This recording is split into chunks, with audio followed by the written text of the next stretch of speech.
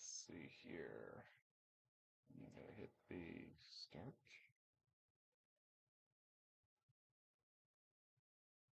Okay, I believe everything's up and running. We're gonna double check the Twitch since that is the most important, and it is live, so we are good to go. Okay, cool. So hey guys, this is your DM Alex coming to you, not live from Comic Emporium like usual, and not live from the Candles and Coasters table, but from my very own home. I am joined today with by Carah, who is currently playing the Kender Cy or Cyprian, and her beloved Okapi Earl, which we will get to after the obligatory announcements. So first off, once again, we want to thank all of our Candles and Coasters fans out there as far away as Jacksonville now for joining us and watching our shows and allowing us to continue to do so. This has been a lot of fun so far, and it continues to be fun. We are, of course, sponsored by Comic Emporium, right in the heart of Panama City. It's Panama City's oldest comic shop. But enough about that. You're not here to hear about Comic Emporium. You're here to hear all about our favorite Kender, Psy. So we're gonna jump right on in here with a couple of questions. So first off, Kara, when it came to deciding what character you were going to play, like where did the idea for Cy and I guess uh, Earl come from? Earl. Um, so to be fair, not all of us obviously create our characters the same way. And for me, character creation a lot of times has to do with me kind of sitting with for a while with an idea and thinking, what kind of thing would I like to be able to portray as this next character? What kind of things do I want to explore? I Hmm. tend to, you'll have to excuse me a minute because I'm going to go on a little bit of a thing, but like for me, I tend to kind of use D&D a lot of times as a way for me to explore or to work on things in my personality that I'm not comfortable with and things like that. So a lot of times I use it as an opportunity to learn more about a thing or kind of direct myself in a direction. ADHD, so it makes me, need to learn all the things. So at least this gives me an opportunity to like do a thing. We learn that. So I've actually been wanting to play a druid for a little while, and I have kind of picked up and discarded a lot of ideas along the way. Alex, and a lot of other people who've played with me in the past know I'm generally a bard. It's just, it happens over and over, even when I don't spec for bard. Even I was making jokes at the beginning of this, like, I didn't think I was being a bard, and now why do my numbers look like I'm spec for bard? Like, there would be, ugh. But, Because the universe is trying to tell you that Bard is the best class. feels like, I'm not gonna lie, feels like the universe kind of like, but we told you to do that. I'm like, neat. Okay, cool. But I do enjoy using, the opportunity to learn about other cultures and things, what made druids special once upon a time, and why do we translate that in D&D now. So honestly, a lot of times I kind of sit with an idea of like, what class do I want to do, or what do I want to explore. And to be fair, when I first started thinking of this idea of Psy, I actually, like our group can tell you, I actually came and was like, can I do a Dragonborn maybe? Because like I love dragons, and as Alex like, well, maybe not in Kren. That doesn't sound like a great plan. And I was like, okay. So let's scale it back. Let's talk about it. Let's think about it. And I looked over the races available, that are more common to Kren, and I chose to do something. I chose to do Kender, largely because of the feature that Kender don't have the correct genes and enzymes and stuff to allow them to feel fear. For me, that's a huge thing that I work with every day is anxiety and fear. And so I was like, it would be interesting to play a character that does not have that natural stuff. When risks come up, they don't have like a natural, oh my gosh, what would happen if, because they're not scared. So I thought that would be fantastic. And it's fun. It's been a great experience for me so far because I've had a lot of friends when I talk to them about being this. A lot of it's been nice to hear a lot of people be like, I mean, but you're like that all the time, and I'm like, not on the inside, but it's great that y'all think that on the outside. So it is nice to hear other people be like, we thought you were fearless and you take great risks and everything. And I'm like, I don't think so, but apparently I hide it. So that's it's nice to know. But I was like, let me do a character where I can experiment with this more. Um, and honestly, I've loved copies for a long time. They are so fantastic. And not many people know that they're a real creature or that they really exist in the real world or any like a lot of people I know that even a few people since we've started this have been like, so that's not a real thing, right? And it's like, no, it is, I promise, like it exists. They're so Right. fantastic, and they don't look real. I mean, obviously, I mean, they look like some strange hybrid, like, I don't know, did somebody decide that zebras should look more like giraffes? Like, what is happening? But just the fact that they're such a different kind of creature makes me just inherently excited. And they're so shy in nature, so I was like, I can't even build one in without a whole backstory. Just be like, oh, I have to, like, I'm gonna have to, it can't just be like, oh, I just befriended one randomly. It's not like a horse. Horses are, people eat animals, so are dogs and cats and so many animals. And so, coming up with a whole story and having to, and it was nice because it built into the whole druid thing for me. Um, Right. so, but honestly, she kind of came to me in a moment. And to be fair, I saw her in my head before I started to realize her out loud. I saw the scale on her face in my head. It was kind of sitting there and it came to me, and I was like, I know what she looks like. She has a scale on her face because there was a bad accident or something. And from there, I moved forward to, okay, so what is she actually like? What happened? Right. Well, let's talk about the Okapi in the room real quick. Okay. A lot of times people bring like a pet or a familiar or a mount into the game Mm-hmm. and it's forgotten. Like it's there when they need it to be, but it's not when it would matter. Mm-hmm. So like tell us why Earl is definitely not forgotten. So I did choose to, and definitely a thing that I obviously I reached out to Alex as the DM for guidance on because I was like, I want to have a choice to be a little different. I don't want a horse like normal because that seems a little big for a kinder, and I don't want a pony because I ponies are great, but I've had ponies before in a lot of my games, and like you say, a lot of times it kind of gets to be this thing where they're there and then they get forgotten. And um, for me, for a lot of people who know me, they know like animals are just a huge part of my life, period.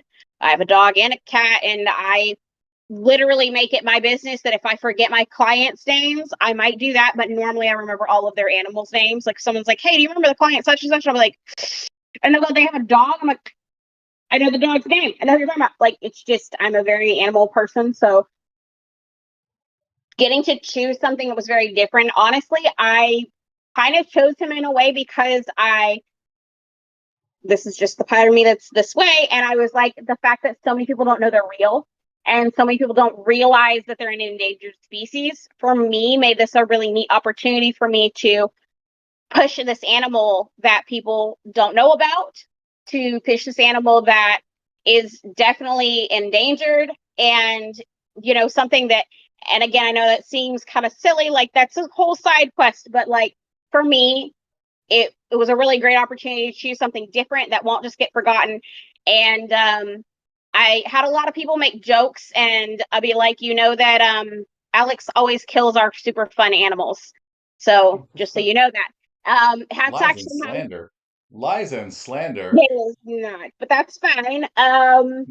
That's kind of where he got his name because there is a song that my sister and I like to sing about, someone who had to die. So that's where he got his name. So that I told my sister, I was like, well, at least if he dies, I got a good song and a good joke out of it. She was like, I guess.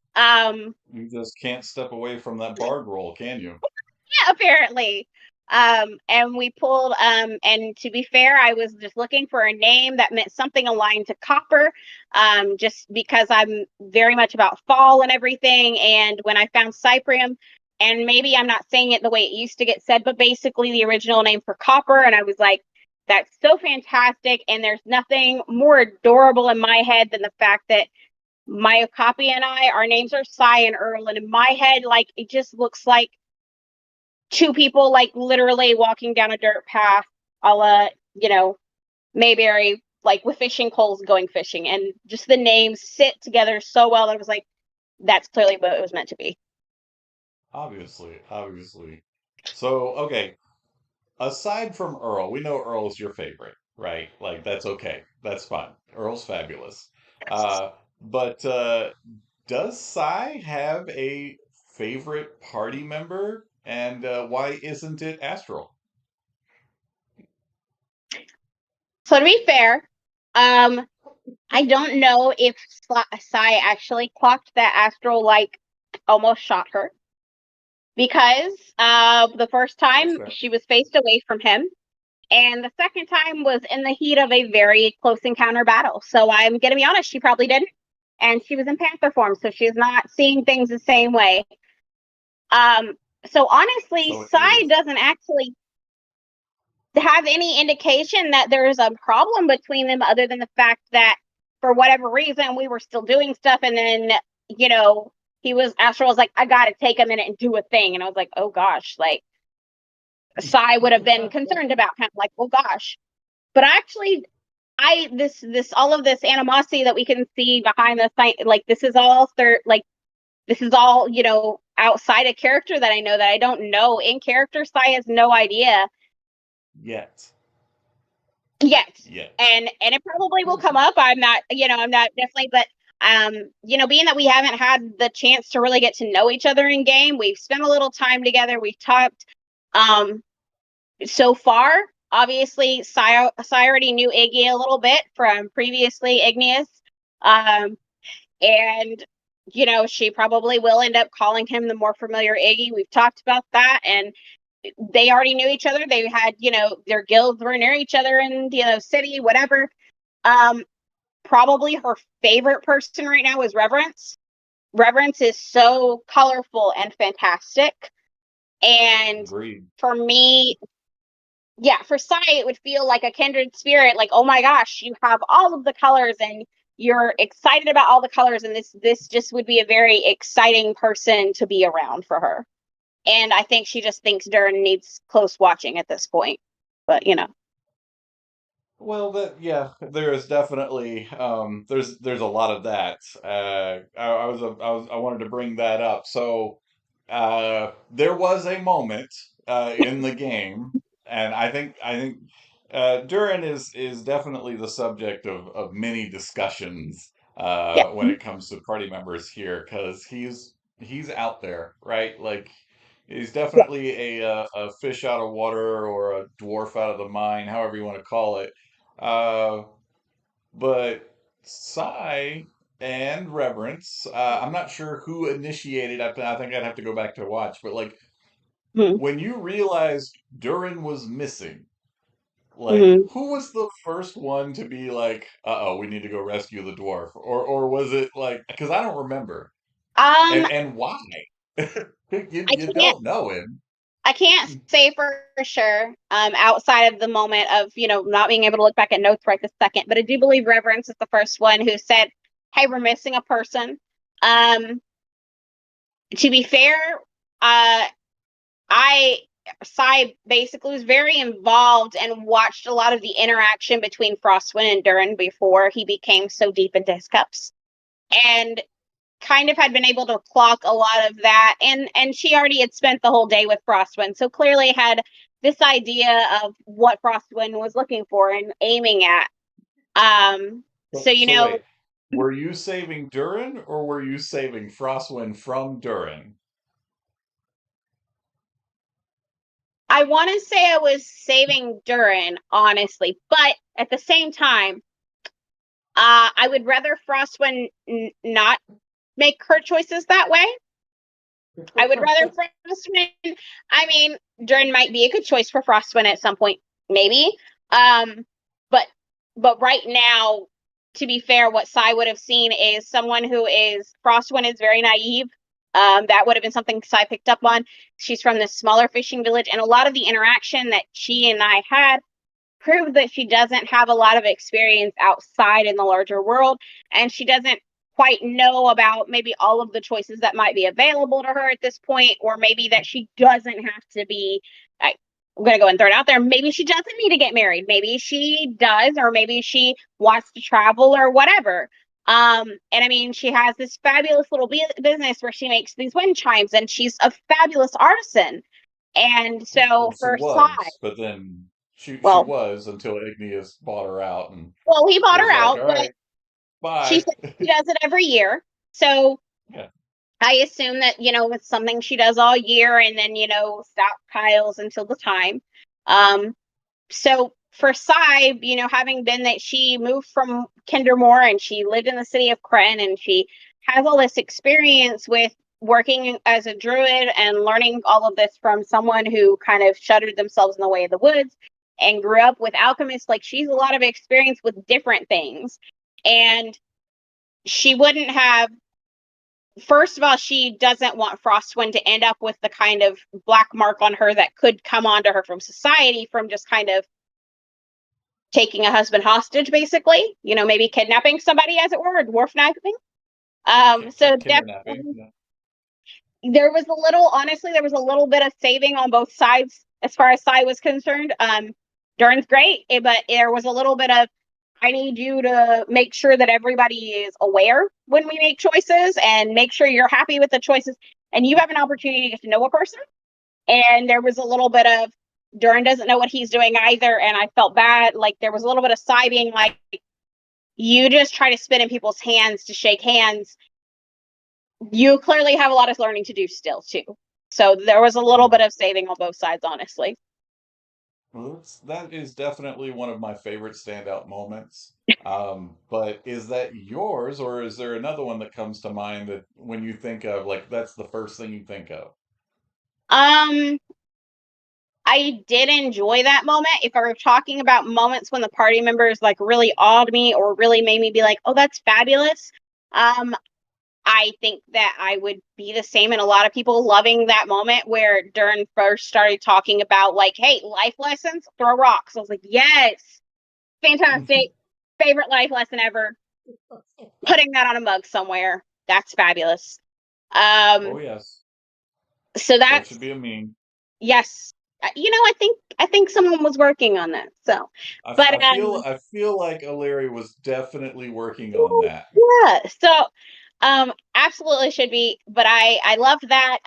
But standout moments for me have been. I mean, me as a character so far, I was really excited to get that first opportunity to transform into a panther. Uh, this is the first time I really gotten to play a druid for more than like a game. And so the opportunity to use that made me so excited. Um, and I Oh, we're moving. really can't wait till I can be a bear. I won't even lie about it. The basic jokes are at my phone. It's the jokes are we're talking Hold on, about hold on. is totally Wait, can be a hold on. I think we lost her. She's frozen. Wait, there's might be signs of life yet. Just so you know, if you can hear better. me. Not quite. When you moved everything, it started to go all kinds of wonky. Oh, she's gone. She'll be back.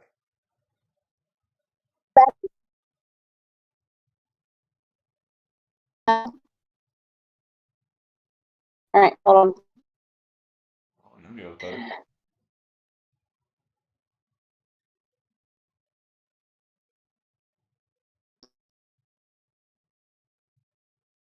on. That's all right. Keep working, see if you can get your audio fixed up. Your video's better. Okay, Okay. so Video's better. Can you hear me now? yes, yeah, better. Okay. So turning into the Panther was your standout moment because that was you. After years and years and years of playing bards, you get to be a druid. Um, Yes. but that's pretty cool. And you were saying something about wanting to become a bear eventually. Did I miss that? That is right now what I say establishments is the way I could be a bear. Okay. Woo. Are we better? I think we're better. Does it work? Okay. You're cutting in and out. Um, I think my favorite moment of size so far was definitely the the turning into the Panther. It created so much drama immediately for the rest of the party because up until that point, we hadn't revealed the fact that you were a druid. We had, just kind of called you a Kender, basically, and you hadn't had a need to cast any spells or change into any animals. Hadn't even alluded to it yet.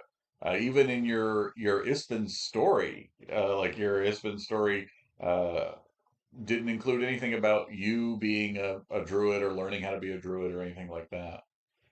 So that moment, that transformation was pretty cool. I enjoyed it a whole lot. Uh, but when we first, Good. yeah, got technical difficulties.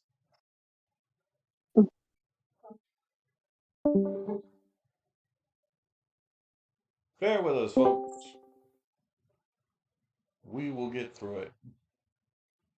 Look, if this was the first time that Candles and Coasters had any sort of technical issues, then that would be awesome. But we're working our way through it every time. It's not a big deal. This kind of hand in hand with what we're doing. And again, we don't have a fancy studio. We're doing this with just the same stuff you guys have access to. Um, she's back. Appears to be moving at a normal speed, Am I back? mostly. Yeah. Okay.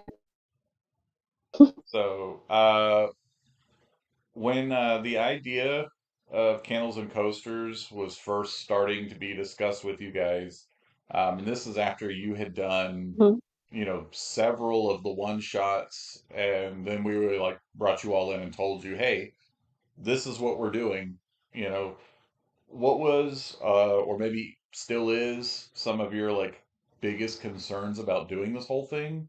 Um, and is there anything, that you get excited about when we start getting closer to the time to play?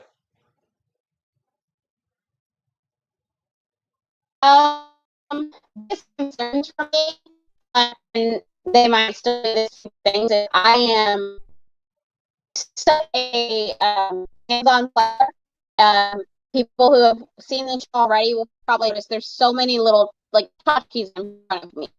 There's so many things, and for me, that's the way I connect with characters. So I'm trying to figure like what things will connect me with my character and still be small enough for me to actually bring in and not clutter everyone else's space.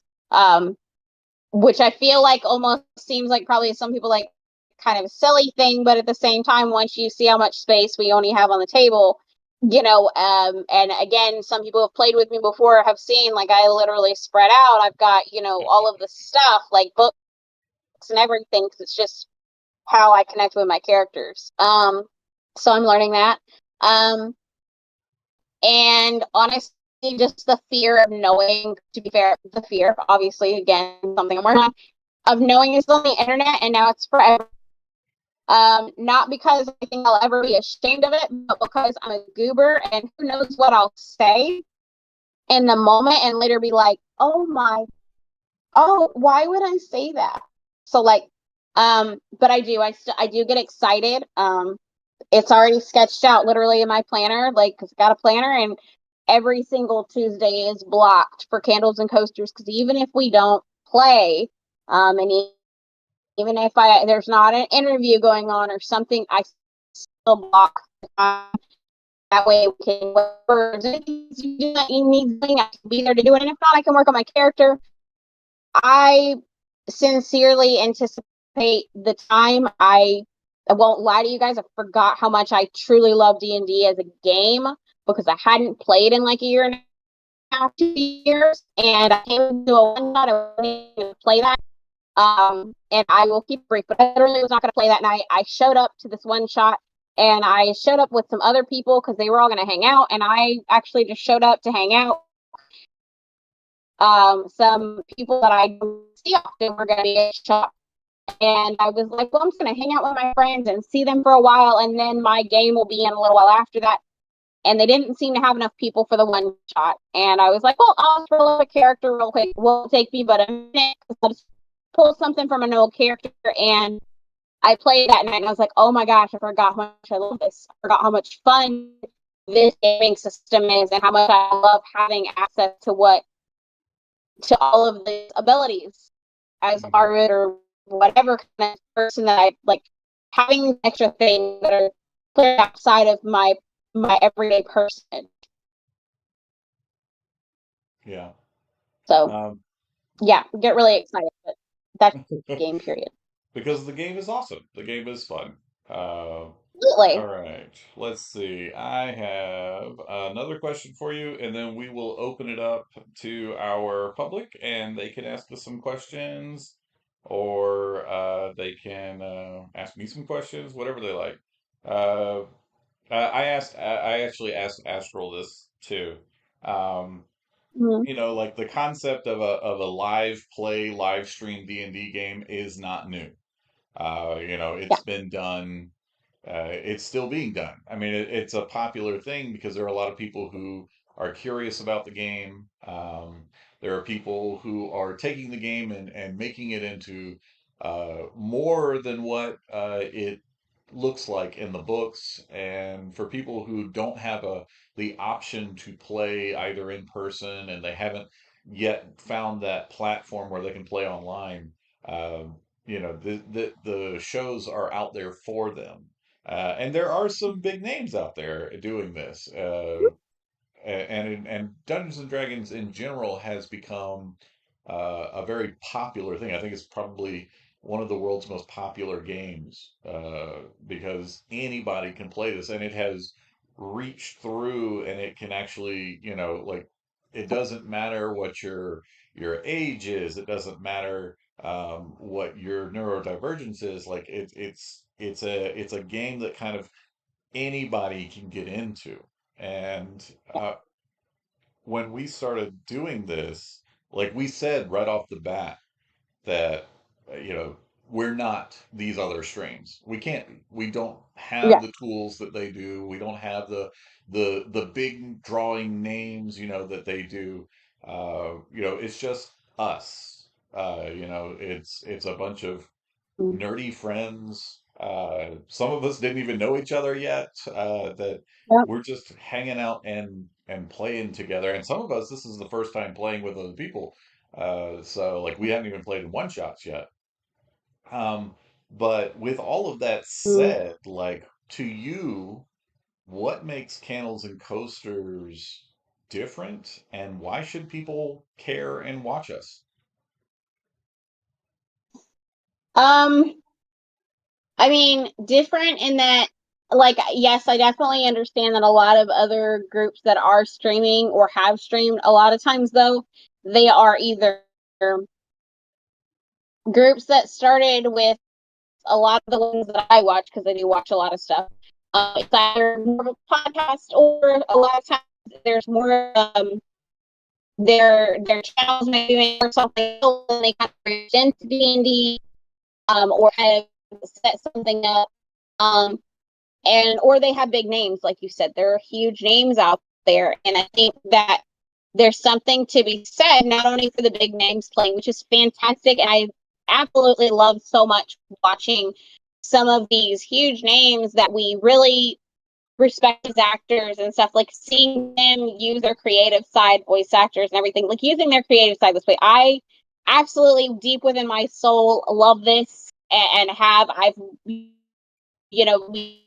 seen so many different actors, or ball players, whatever, and I love that. I think there's still something great about watching a group of people who are not, we're not even necessarily all, we weren't even all friends before we started this. I would venture to say I feel like we're all friends now, but like you, before we started this, I played with people in this group, but mostly about half of the people in this group, I've only played maybe one shot or one off with them or something, or I didn't have a lot of exposure to them as like game players. And playing with someone in a game that's this kind of cooperative game, and I explain this to my friends who don't play all the time, they'll be like, I don't understand. So how do you win? I'm like, you don't. You do, but you don't. Like, it's a cooperative game, and we all work together towards an end goal. And I am kind of excited, to be fair. I'm excited for it to be streaming because I have friends that have asked me, like, they're like, you get so excited when you talk about it. You light up and you just have hours worth of stories. And they've asked me and they've been like, well, come watch me at the shop. And they're like, well, I feel so interested. I'm excited to be able to put it up. And even if only like those 5 people ever watch it, that's fine. Again, I'm proud of it. And it doesn't, I'm always like, I don't ever see me not being proud of this part of my life. Why it's different. I mean, we're in it. That's really it. But we're not famous. We're not big names. You've been gaming for quite some time. And honestly, most of us have been gaming for a few years.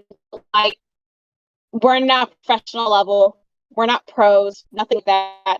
So I'm not gonna lie, to borrow a phrase from somebody I've heard, like getting to be like, well, I kind of like professionally did it. It's some pretty sweet resume candy to like throw on my resume, like kind of like professionally done that. But to go off topic for a second, I know it's so stupid sounding, but I love it. To go off topic a little, I have to be honest. I am excited about D&D. You mentioned how big it's getting. And I personally am so excited by that. I work, mental health is where I work. It's what I do. It's pretty much my whole life. Everybody who is not in this, like everyone who even is with me outside of has heard me over and over. It's pretty much my whole life.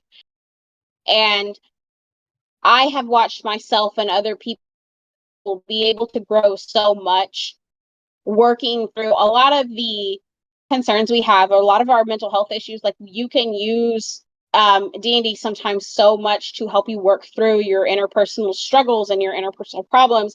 And you can give yourself these super tragic backstories that maybe have hints of your real life in them, and float them to other people and have other people go, oh my God, that's really tragic. And there's a moment when you feel so validated when someone else is like, that part of your story legitimately seems awful, and you're just like, well, that part was real, but I'm not going to tell you because that seems like a lot. But there's something so validating, and I'm not going to watch myself work through so many issues. And I've even watched some younger folks get to use it to work through a lot of gender identity issues, because you can choose to be a different gender than what you are, or present a different way. I've watched people use it to work through so many of, especially like our issues, our, what we look like, or what we sound like, how we project ourselves into the world issue. And I am so much of a strong leader type person in a lot of my life, and I love getting to use D&D and getting to use a bard as a great excuse to not be the leader of parties and be like, I gotta take notes though, so I can't make decisions. All I can do is like, we made this decision that seemed like a bad idea at the time, but like, I'm just taking notes. And for me, it's such a great way to just relax and be like, I'm not in charge. And guess what? There are real stakes. I feel genuinely attached to most of my characters. Like, I can talk to you and tell you what they look like. I've crocheted pieces for them, or I've crocheted pieces for them, or made them cups with my, machines or whatever. But at the same time, other than the fact that, yes, I'll cry and be heartbroken, my entire life will not actually change because I made a bad choice. It gives me an opportunity to try out sometimes choices or ideas that just they would be a terrible idea to try out in real life, and just to see how friends around you react to you, or even if they're encouraging and like, why don't you do like so good at that thing, or you're so amazing. And for me, it has just been amazing, and I watch it help so many people work through stuff and be a confidence builder. That I'm excited how mainstream it is, and if I get my absolute wish, I will not lie to you guys. One day we will be panels, and I will get to talk about this more, and I will get to push this into my area. I will get to push this into mental health, and I will get to push D&D as a very true and real tool to help so many people work through so much, because I have seen and heard of some people doing it, and it just fabulous success. Well, it is, I believe now you can actually use it and bill for it in therapy sessions. I think they only allow you to do like one billable hour, uh, just from talking to some of the psychotherapists in the area who are currently using it and do use Comic Emporium to get their materials and stuff. Um, so yes, D&D as a mental health tool has definitely, that's one of those things that just kind of came out of nowhere, and suddenly it was like, oh wow, this is really working. This is helping people with social anxiety. Wow, this is really, helping people with gender identity issues. Wow, this is really helping people like come out of their shell and explore different parts of their personality. So yeah, I love D&D because of that.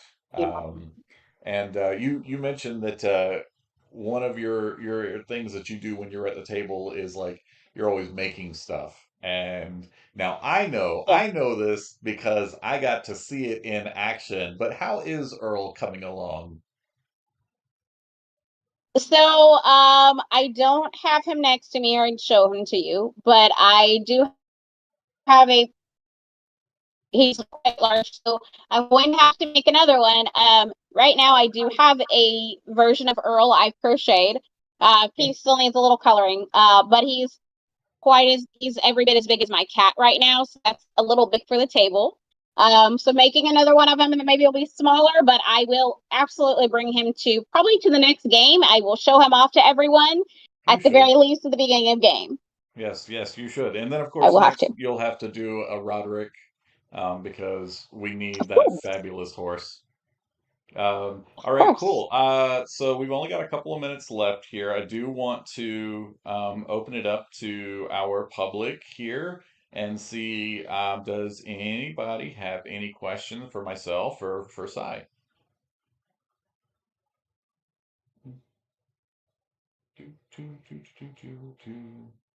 Don't forget Greenfoot. Oh, that's right. Greenfoot is the name He of Iggy's mule. is Iggy's mule. I'm excited that he has a mule, and I do hope that I'm able, like, that we're able to maybe like work him more into the story.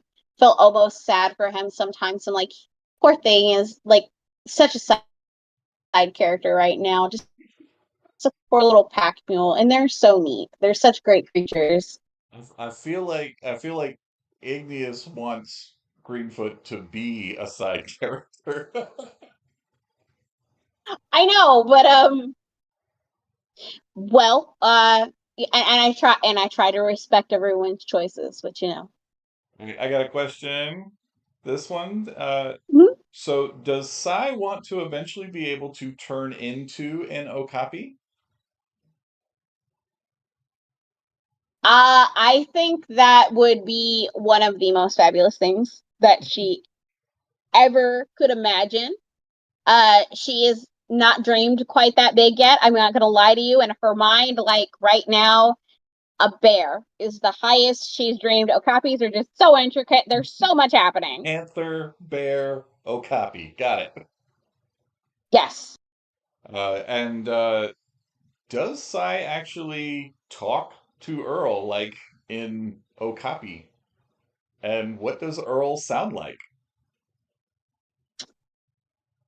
Okay. So do I speak to him in Okapi? No. I'd like to think that just like, how about this? Like most people, that have pets, and we feel like we have these great bonds with our pets and we can tell you what our pets are thinking. I have a cat and he saw him like 30 seconds ago because he stepped in frame and then decided to run off because he's a cat. Um, Regularly I make up these conversations. I'll be like, well, Norman is doing yada yada, and I know Cy would be doing the same thing, and Cy isn't, Earl isn't the first to copy Cy is known. Cy actually knew Earl's mother before Earl. She made this really good bond with this other Okapi, and kind of knew the grandmother like a little bit. Like it's a generational thing, so she's definitely learned a lot of mannerisms. So as far as that's concerned, she kind of speaks to him. Um, if Earl has an actual voice, if he was going to have a voice, I have to be honest with you. I'm fairly certain, as silly as it sounds, he's going to have this weird, almost British accent, a la like Livingston. Um, just that's how that feels to me. He'll probably sound very, David Livingston esque. Like every movie we've all watched. So many movies that have like the extraordinary gentleman in it, but stuff like that. He So he's a probably sounds a lot very like that. well-spoken, eloquent, articulate Okapi. He is very articulate. He would be maybe a little brash at times, if he felt like people weren't getting it together. But for the most part, I think Earl just right now, he's just his fabulous self, and he shows up every day to be amazing and to charm the people around him by his very amazingness. And honestly, I'm not even gonna say Cy isn't even offended if people are like, "Hey, there's Earl. Oh, Cy must be with him." Like, there's no offense in that for her because he We is talked so about that. fantastic and he It's has his like whole people go, "Oh, Earl's here," and then it's like, "Oh, there's Cy too." Earl gets noticed long persona. before Cy does. I have a technical question for you. Okay. What's your druid circle? I am a Circle of the Moon. Okay, We circle decided of to the take moon. that because I feel it for me. That fell right into line with me being a very like everything for Psy was very much about copper and fall and those kind of colorings. And for me, that just fell right in line. And also, that gets to focus her more heavily on animals. And to me, I don't know how much everyone remembers, but some of the earliest stories of Sai even have her playing with animals, and she brought this tiny little mouse with her, even when she showed up half starved. She has a tiny mouse with her. So, like, animals are a huge part of everything to her and always have been. Hmm. All right. We have any other questions? We'll wait on Twitch here to see if we got any updates here. Uh, all right, so I've talked about this privately with several members of the party. That Okay. every character so far has a mystery about them. There's something that's secretive that they're not just forthcoming with. Astral definitely has like he's from another world and so on and so forth. Now, without giving it away, you have a mystery. You have a secret. I do. But to be fair, um, I know it out of character, but Sai doesn't actually know. Sai doesn't actually, the mystery with Sai, she can't tell you because she doesn't actually know. So I feel like it's possible that in the coming weeks or whatnot, people might see things and be like, oh, I feel like that's the thing. Honestly, you might discover it at the same time Sai does because she does not actually know. She doesn't actually know. And is that because this particular secret is a doozy? It is because that particular secret is too big for her tiny kinder brain to comprehend at That's this an time. that's So, an excellent way to put that. A question from Twitch. When did you first play D&D? um, oh gosh, I was a grown adult. I know. It was back in, oh gosh. To be fair, the first time I actually got to play was I played a rogue character that someone else had made for me. And it was in like 2002 or something like that. I think roughly around there. Um, with I mean, with some of the people I'm at the table with right now, they were there for that first character I played. Um, that actually wasn't my first introduction to D&D. They're actually I know some people that who used to play D and um I try to create a character, and I still think it's fun to talk about it because it was at a time when either anti-paladins weren't in D&D yet, or they weren't in that like compendium that the person that had them was. So they handed me the books and were explaining to me like, "Hey, go through it, make a character and stuff," because they were all playing a game already. And I was like, "Guys, I want to be a paladin, but like of an evil god." And they were like, "That's not a thing." I was like, "You literally just said I could do whatever I wanted." So I feel like it like so honestly, that was my first introduction to it a while back, and I'd seen other people play, and I was like, that just seems like so much fun. Everyone has so much, and once I got to watch a couple people play it, I was like, that they get the opportunity to say things that we can't say every day. It's for lack of a better term, for me, it's almost like being in a musical. Musicals, people get to sing things you're not allowed to say in polite conversation, and people sing them in a musical, and it's totally fine. And you're like, oh, that's terrible, but like, you can't say that. Um, some of my favorite examples would include the producers. We cannot just walk around the halls at work and sing those songs. It's not okay. But it was fine because it's a musical. So my first introduction as a character, it taught me really fast to be careful. But it was actually 10, 11 years ago now, I think, when I played my first one. Oh, okay. And it's just stuck with you ever since.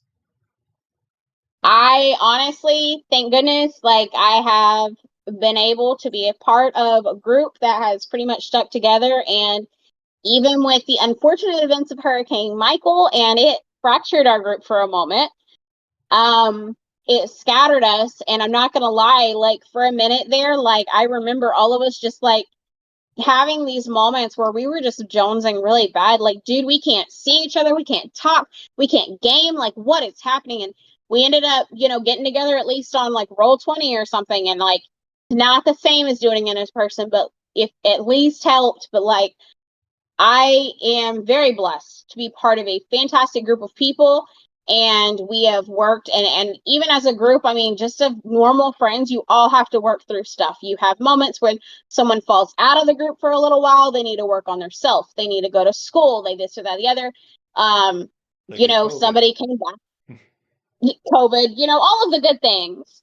Um, I'm going to use an example, and I'm sure this person won't mind, but there's somebody who came back to the smaller group I play with in over the weekends, and they've come back recently, and we didn't get along the last time we played at all. Like, straight up looked at each other across the table and, like, I am going to murk your character. You aggravate me.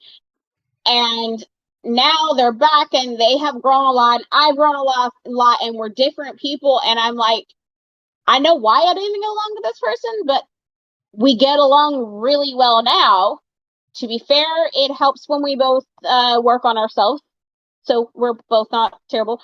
But, I've been really blessed to be part of a group of people who have weathered some storms together and been like, okay, well, we're going to fix things. And we've worked through issues. And even when someone left and they came back and they've had children and they've gotten married and just all of this stuff. And I've been really blessed to be able to be a part of a group that has weathered a lot of storms together. That's awesome. Oh, well, we are just about out of time. Does anybody else have any other questions who's watching at home? Oh, okay. We have one more question for you. Okay. So, if you could have one spell or ability from D&D in real life, what would it be? Um, I know what Larry's would be. right? I think we all know what that one. Um, if I could have one thing, the part of me that is like all caught up in being a druid is like I totally would want to be able to turn into an animal. Wild shape would be the best thing ever. And there's a part of me that feels like that might be my answer anyway, but there is such a part of me that loves the fact that bardic inspiration is such a thing. And that I get to in my own way do some of do some of that every day. I work as a peer specialist, so I get to basically try to be inspirational and a bard in that kind of way every day. And if I could quite literally cast that and give people that extra bump or boost of guidance or purpose or whatever in their life, I think that would be what I would just absolutely love. So that, folks, even in real life, she wants to be a bard. No problem, y'all. Okay, that is all the time we have for today. We want to thank all of our coasters for joining us, for all of the time that we've had. We definitely want to thank Carah here for joining us. I have been your DM Alex, and we will be back next Tuesday for the next episode. In between now and then, I think we're going to try to squeeze in one more of our interviews here. So if you guys have somebody that you want to interview, then you got to let us know because we've got some folks who get real bashful when the idea of Yeah, an y'all interview gonna have comes to like, forward. yeah, some people gotta need to tell us who they'd like to see an interview with because yeah, thrust them off down. Yeah, Mark, who plays Darrow, was like, "I'm playing a vanilla rogue straight out of the book. There's nothing interesting. That we're not going to have any discussion to have. I'm going last." I'm like, "Yeah, but you're not just playing." Anyways, so yeah, that will be coming up. Once again, we want to thank Comic Emporium for sponsoring us and continuing to allow us to do this. And yeah, coasters, keep your candles burning.